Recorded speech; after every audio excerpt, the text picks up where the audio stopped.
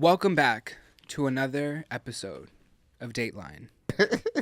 Hello, welcome back to another episode of Pause. We are here with a friend of the crew. Hell yeah.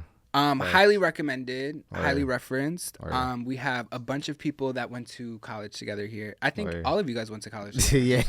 yeah. I did not go to that. No, word. So we have producer, dancer, icon, JHershey.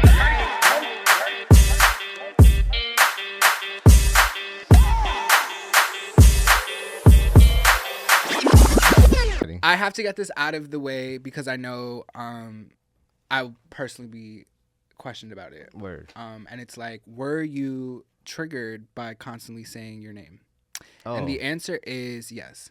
I dated somebody who shared your first name. Word. I feel like if I say it too much, he'll appear. Yeah, I feel you. But I'm shifting the energy because you are now the only Jay I know. Nah, you're right. You can also call me Hirsch, too. Like, a lot of people call me Hirsch. So what about the name JHershey says producer, dancer, icon? Because it's kind of like you don't really know what you're going to... Like, what does that mean, you know? Right. You just hear, like, what kind of name is that? Like, you don't know what... And we want Like, at first it was dancing. Like, it was dancing. It was Hershey. And then, you know, JHershey. My name's Jay, so I just put it together. Yeah. So because we're friends here Word. and we admire each other, Word. do you think you're a better dancer than Shawn? Nah, Shawn is crazy. I ain't even gonna lie. I just want to give you context too. I'm Wait. I anybody, want to give you though. context before you continue. Shawn is my man. Nah, word. That is my man. So Word. be careful what you say about him, because we could cut this shit right now. Nah, I mean, listen, man. Listen, I got skills, man. I battle anybody. You know what I mean? All right, think I'm so the best right now, dancer do in the world, 1-2. I'll battle you right now for my man. Oh man, I mean, So dancing came first. yeah. When I got to high school, like Getting Light came out, Right. and then I started getting light. My cousin was getting light. Like he was doing it early before like people in my high school was even getting light, and I was seeing him do it. And He was taught doing me it how to do early. It's mad funny. Yeah. Shout out my cousin. Shout out Brian. Brian invented getting late. Nah, word. Yeah. Now he showed me it though, like, you know, the 5,000, all that shit. So, you know, Chicken Noodle Soup came out around that time. Like the whole everything that's made up of light feet, like, you know, the dance light feet. So I was doing that first, in high school. And then as that started to kind of phase out, I still wanted to do it, but you know, it like kind of phased out. Kind of similar to what happened with breaking in the 80s. The same shit happened. Right. It came out and then people started not doing it. People thought they were too cool to do it. But certain people stuck around, like, you know what I mean? But like, that's what got me into dancing. I started like, you know, I like how I spin on my back and shit. I started to do that type of shit Spinning on your back again. is crazy. And then I started doing like choreography and shit. And like everybody would tell you, like, I literally be dancing while I be doing shit. Like what time you told me that? She said she saw me dancing in the car. Like I was driving. You were driving and in the car, just like. That's what I was told. I was like, damn. So like, that's crazy. So you should get your license taken away. 'Cause why are you doing that while you're Yeah, driving? I'll be doing that to this day though. I know people be in their mirrors like thinking that this guy's bugging her back here. Like, Probably, I would. How Right, much yeah. of that journey inspired you to become a producer? a lot. Yeah. Like Well- I actually was making beats. I tried making beats in high school, but then I stopped and I just kept on dancing. And then after I got out of college, I started making beats again. I was doing mad shit. I tried to do graffiti art though. I was trash. I'm dead. Tried to skateboard. I was trash. I want to. You really were just like, let's see what my thing is, but that speaks a lot to kind of the creative process of being a multi-hyphenate talented person. Like you can't, you have to be a jack of all trades. Like Word. I really don't think people understand that when artists and musicians and whoever was coming up, you really had to act, sing, and dance. Like there was no, if you didn't know how to act, sing, or dance, there was too much competition out there for you not to know how to do the 1-2-1-2 and then also juggle on a unicycle. So you have a very nostalgic sound to your music. It is almost like 90s esque vibes. I mean, that's just in a the world, like. in a landscape where everybody's like moving away a little bit from that sound and trying to invent and reinvent. It's like you want to bring that back. The thing is, that's like not even entirely true though. Talk like your the shit. sound that people make now is with 808s. That's what they were doing when hip hop first started. I feel like people don't give enough credit to producers for actually being the person that changes that sound. I'm not gonna find an a cappella version of a song as memorable as I am with a beat under it. Word, you know what I mean? Course, like it's not gonna be as impactful to me. Yeah. Why? What do you think it needs to happen for producers to really get their like in terms of working with you said getting their due, and like think about songs, right? Yeah. We talk about award-winning songs. Yeah. Very rarely are the producers up there with that artist collecting that motherfucking award. That's facts. And why? Because without my shit. Yeah. Nah, word. What are you doing? Honestly, but then you got people like Robert Glasper, right? He's a producer. He got a Grammy. Mm-hmm. And a lot of people didn't even know who he was. But he's an amazing artist. Like he's an amazing musician. Like it's possible to make your as a producer, you can also craft your own album, and that's kind of like what I do. Yes. And there's a lot of producers that do that. But like I said, they kind of it's been a thing that's been building up for years. Like, there's people that have been doing it. Like, Kate been doing it, Flying Lotus, people like that, so. Here at Pause, we like to play games. Word. We are silly people. Word. So we have a game that actually we started in season 1 of the show. Word. An iconic game that people love called Spit or Swallow. Oh, shit. And so today you will be spitting or swallowing. Oh. I will be asking you some questions, and you can either answer the question or opt out to not answer the question and take a shot. All right, we're going to start off easy. Yeah. Pharrell or Timberland? Who is the better producer? It's just Pharrell by himself, right? Timberland. Okay. I'm just going to say Timberland. I knew it was rapid fire, my bad. Timberland. Show us the last spicy text you sent. Or take a shot. I don't think I can even find that shit. Yeah, I'll take a shot. Take a shot. He doesn't want to show us the spicy messages. Name 3 people that you think you can dance better than. Chris Brown. We started at the top. Omarion. Okay. Watch him. And shit. Damn, last person I don't even know. Oh, that giant dude that be going viral just. He just be annoying dancing places. He's terrible. Has a girl ever asked you to make a song about them and tell us who the girl is? Yeah, I did that for my girl Ray. Name 3 songs that were produced very badly. I don't even know how to answer that. It's like, I'll just take a shot. Shot o'clock. We are taking shots of Buzzball, and it's. This tastes like juice. It does taste like that's why I fuck with it. No, that's bad. That's a bad. It is. It probably. It's dangerous. It is dangerous. It is dangerous. It is definitely dangerous. How many people have you slid into? Into DMs And name all of them. Okay, I can't name all of them, but like, if I had to think of how many people I ever slid into DMs, like just in life. Like, when you say romantic, I'm just trying to holler at them type shit. Like, I mean, like in my life, like I was like, shit, damn. That should probably happen like 20 times. It's you really putting like the thought into it, like really trying to recount moments. The perception is that producers are supposed to work with the artist, but a producer could also just make music and collaborate with artists and put it out as their own music. Yes. But you're art. Like there's nothing stopping you from doing that as a producer. I don't disagree with you. Yeah. What I'm saying though is, for a producer to get to the level of a Kitchenada, of a Khaled, of a London on the Track. Yeah, that's 2 different things though. That's 2 different things. Well, these are would you consider Khaled a producer? No. What would he be? He's an executive producer. He's not a producer. He's not making beats. What I am getting at is that you have to follow the formula of a mainstream artist that is not a producer, a singer, a rapper. If you want to be a mainstream artist, in order to brand yourself, period, you have to have a marketing. Oh yeah, plan. No, that's facts.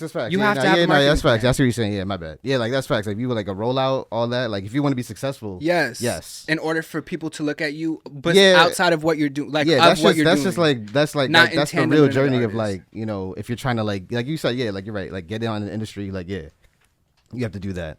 Yes. But there's certain things that you don't have to do to be successful.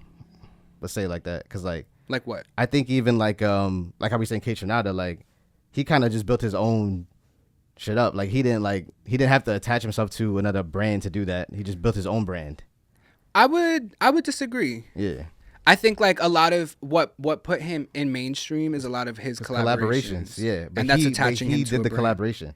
but he had to reach out to certain people. No. You still reach out to people. Like I got like mad people I collaborate with. You know what I mean? But it's like, it's the difference between I'm a part of this person's like, okay, the artist is hiring me to make beats versus I'm making an album. Let me go collaborate with artists on my album. Like those are two different things in my opinion. Yeah, but you still have to be strategic. Kanye is the person that also did that. You still have to be strategic about people who you're collaborating with, right? Because it's like, as K-Tronada, of course, I'm like, oh, my little brother. I love the way my little brother sings. You want to make the best music possible, so you're gonna work with the other amazing musicians you can find. No, that's not what I'm saying. I'm saying reach. Yeah. Right. So like, you have to attach yourself to a certain person that is at the caliber that you want to continue going, right? Because like, let's say your little brother is an amazing artist and he makes the best song. Yeah. Is that song going to do as many numbers or the kind of numbers? No, yeah. I mean, or putting somebody more commercially successful would? There's a lot of ways to look at that. Okay. Like it could, because you could I would just be keeping it real. You could use bots. They use bots. But then you're still not going to be. That's not longevity. There's no longevity. Yeah, that's true. But a lot of music nowadays is longevity. But I'm talking about longevity. A lot of numbers. Do you want to have a long lasting career? Yeah, of course. Right. So So you're not buying bots. Yeah. In order for you to have a long lasting career, you have to be strategic about what you're doing with your music and your marketing plan and your absolutely and who you're aligning with. Absolutely. Like I think okay. Like what I'm taking from what you're saying is like, people work with certain people of a certain status to reach that status. Right. But you don't have to do that.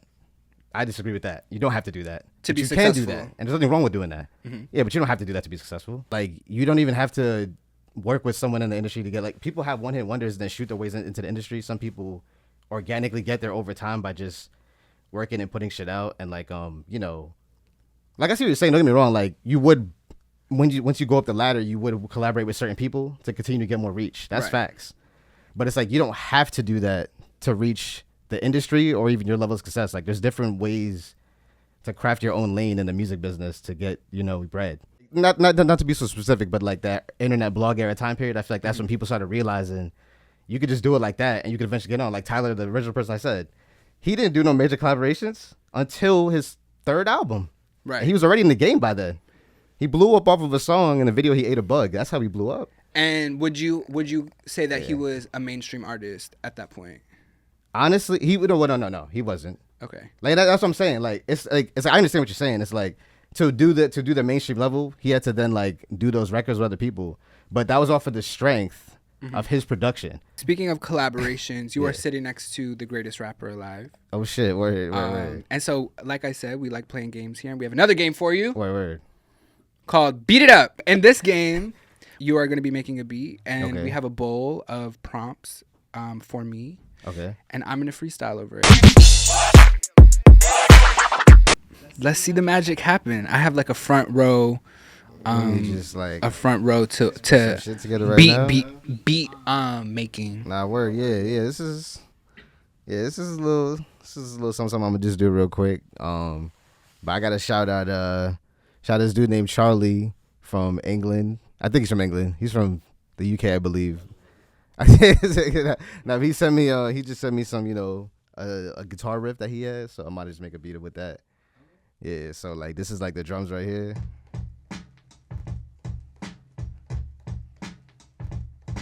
And this is the guitar riff right here. That's the guitar riff. So I'm just gonna put it together and then you.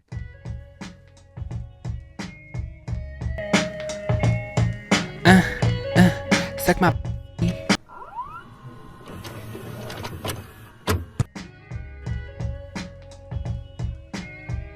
Little microwave beat, you know what I'm saying? Wait, that is. And you just made that up right now? Yeah. I had the loose prepared, but right, you had the ingredients, right? But like basically, it's like, you know, like the style of like beats that I make is like, that's in its simplest form, you know, in terms of just taking like samples and like chopping it up. Yeah. Hey, my prompt. How do you find out you were gay? So I have to talk about myself, obviously. Let's see. I was 12, 13. I met this boy. He gave me protein from his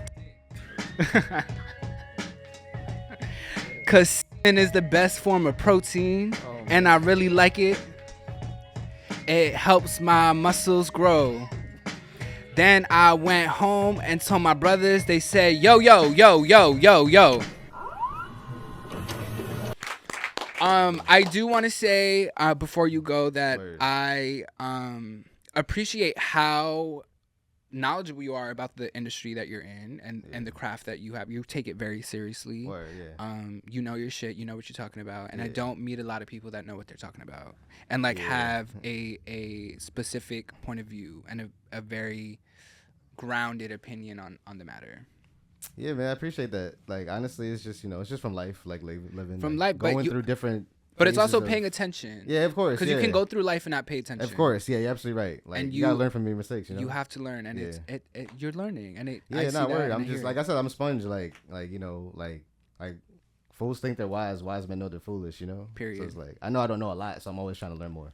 There you go. Yeah. Last thing I want to leave us off with from one creative to another. Word. Do you have any advice for me? For you? Yeah.